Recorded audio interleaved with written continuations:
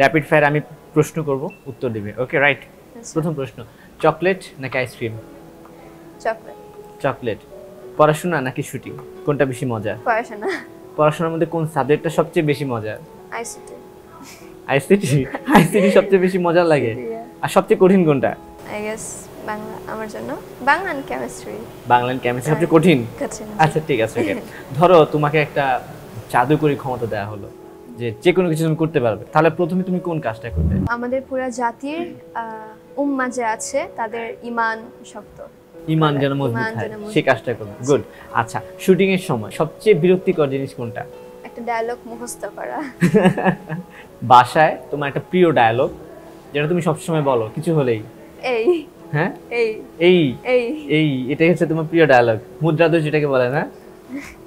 আচ্ছা ঠিক আছে, কোনো ভুল করে ফেললে কিভাবে সেটাকে সামাল দাও?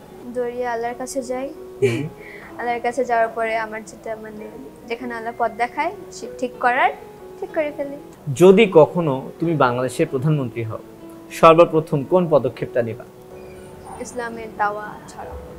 ইসলামের দাওয়া প্রচারের জন্য উদ্যোগ নিবা। দাওয়া প্রচার।